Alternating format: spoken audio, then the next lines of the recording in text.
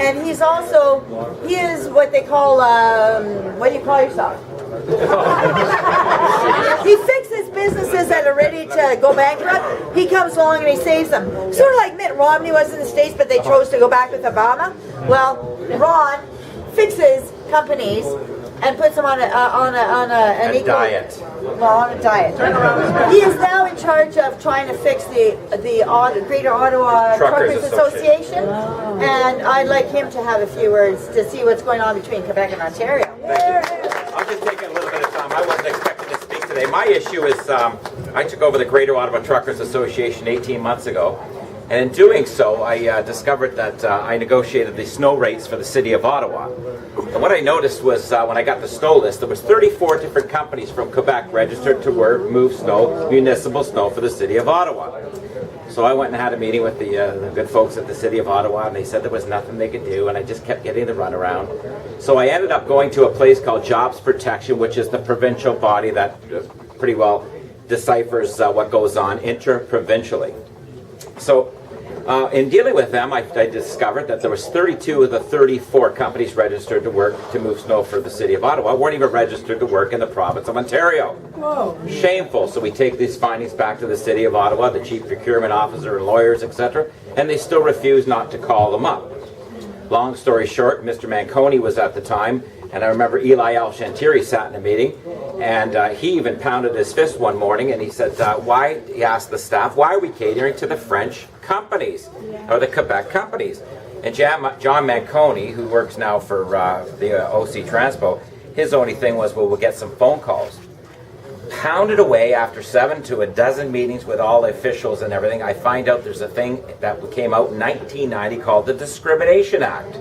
And the Discrimination Act clearly says you can't create all the things, including geographically. So the city uses that, saying we cannot discriminate against a Quebecer wanting to come over to work in Ontario. I've since learned that there's between 11 and 2,000 people that work for the City of Ottawa that call Gatineau their homes. And I thought it was astounding. I further find out in doing my due diligence, 29 of these people are department heads that are allowed to hire. So we're having a hell of a fight with them. I had a meeting with the mayor of Ottawa, Watson, a couple of weeks ago. He promised us 4 important things. I've had a meeting with Jack McLaren. I've had a meeting with Lisa McLeod, Jim McDonnell out of near the Cornwall, and I've got a meeting with John Yakubuski from Pembroke, who are all PCs that are all going to take this cause up. Because what McGuinty did in 06, he got rid of the fairness is a two-way street law, which prevented, with the inequitable position right now. I have had members that go over there that have worked a day and have been stopped by the provincial authorities 7 times in a day. I also had a guy, one of my members, that bought a new truck. He bought the box from Quebec, puts it on. 4 months later, there's warranty work needed on the on the truck. He was going to get in his truck and drive it to about 10 kilometers into Quebec, and he was told not to. He had to tow his truck in because they wouldn't let him in. Anytime somebody of us go in there, we get stopped. It's almost like a floodgate that they come in here. I had a meeting yesterday, and I'm just pissed right off, pardon my language, with Coco Paving. Coco Paving does about $500 million worth of work from all over the province. So I had a meeting with them, and they said to me, they were telling me the story that they took one piece of equipment into Quebec because they have a division in Quebec, and they were chased right out of the province right away. What they told me yesterday, it's so easy to come this way, that they're not as busy in their paving division over there. They have a paving crew from Quebec coming over here next week to do paving, basically knocking some of our own Ontario taxpayers off the dole. In the meeting with the mayor, I looked him in the eye because I did all the talking. We had a nice hour-and-a-half meeting because, you know what, I'm a talker. I've called over 10,800 horse races, by the way, so I've got a little bit of a gab, and I can talk without having to breathe for about half an hour, so I will cut myself off short. But I looked at the mayor and I said, Mr. Mayor, there's something I don't understand. There's an underlying thing happening here. Tell me and look me in the eye and don't look away, but tell me why it makes sense that I am to believe on behalf of about 600 trucks that I represent in Ontario, why do I what is the reasoning behind allowing somebody to come into the province of Ontario from Quebec, whether they work, for an area contractor or for our own city? Where's the net benefit of the employment that they're creating, that the taxes are leaving here, that the fuel they're buying in our province? Where is the net benefit? Really couldn't tell me, because it's a typical liberal acquiescence answer. There's no benefit. So what he's done is he basically bought some time with me, and I put him on notice that I'd give him a couple of 3 weeks, or I was going to have a demonstration. Because I got to tell you, folks, I told him I will have the biggest barbecue on his on his lawn if I have to, because I've heard from Air Canada pilots that are sick of the crap. I've heard from taxis. Get a load of this. Guy from a taxi company calls me up. He says, "Ron, check out on the 417 who the tow trucks are plated by." I said, "Interesting, and why would that be?" He said, "Somebody in Quebec can get totally insured for $600. It costs $1,200 in Ontario to move junkers. If you want to sit on the 417, it costs up to $3,000. So these guys are allowed to sit in our exit ways, apply their trade. We cannot compete. So what we've done through meeting with Mr. McLaren and everybody else, we're insisting that they bring back some kind of a mirror, or a fairness is a two-way street. So whatever's good for them has got to be reciprocal. Another thing I'm going to do is I'm going to put a little bit of a demonstration or something together. One of the things that I was proposing is that we get about 300 dump trucks, and I was going to go in one, because they won't even let us in the province. So I was going to go up one bridge, go around the parkway, and come out the next bridge.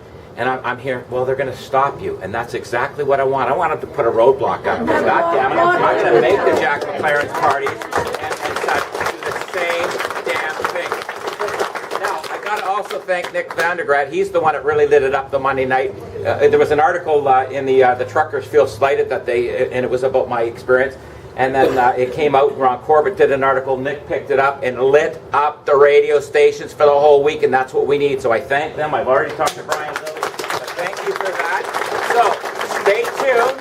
I'm a big supporter of this group. I did run for mayor, and I'll never forget, I got this job actually because a guy called a meeting, and there was 12 guys that walked into the Legion, and the first thing I walked down, and I was dressed similar to this, and the first thing out of somebody's mouth, and I'd never met these guys before, "What makes you think you can run for effing mayor if you can't speak effing French?" First thing, and I just backed it up, and I said, "Pardon me."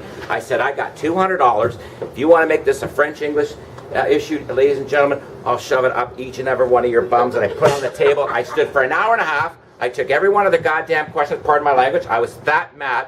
I took every one of their questions. Guy comes up to me after, he says, "I love how tough you are. I'd love you to run my organization." And that's the true story. You can't back down, and I'm not going to back down. Got to keep it up. But we need the Nick, we need the Brian Lillies, we need the Jack McLaren supporting us, and I appreciate Jack. He called me up personally. We had a meeting. His support staff did a tremendous amount of work for me to be able to go into the mayor and absolutely stand for an hour and a half toe to toe with him, and I will not back down. God bless you. And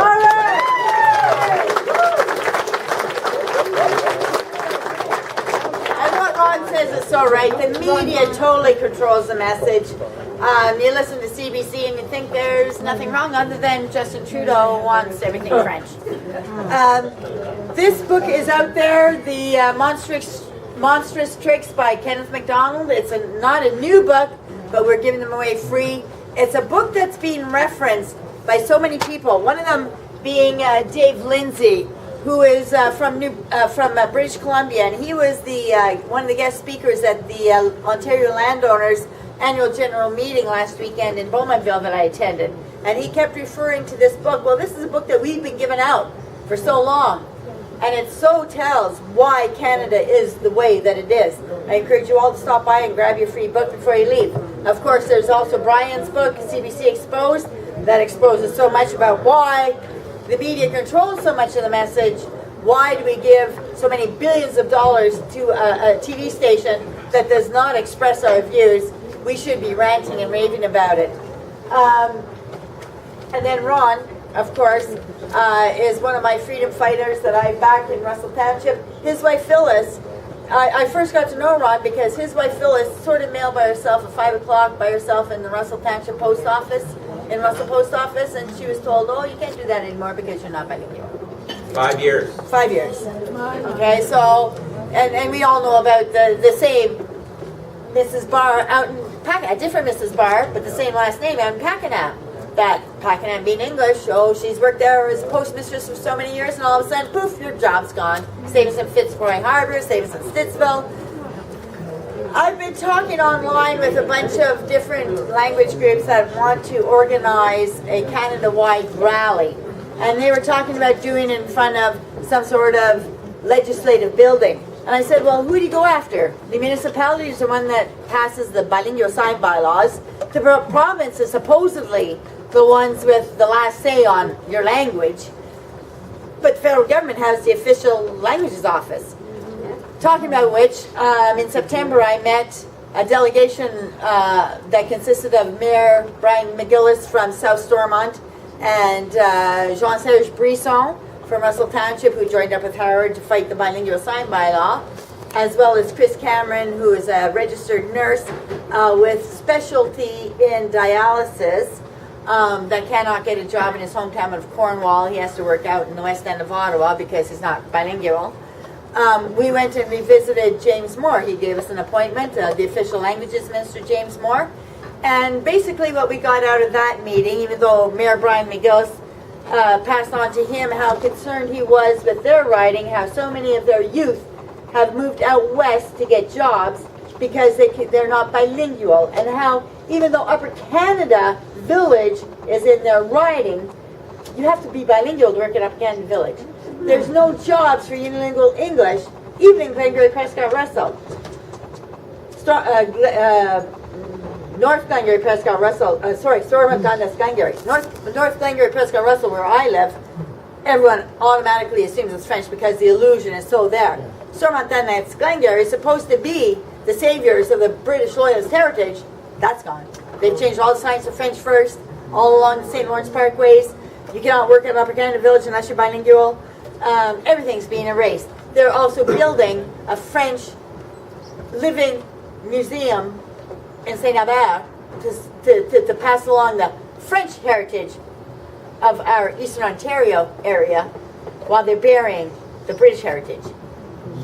Al? Are they hiring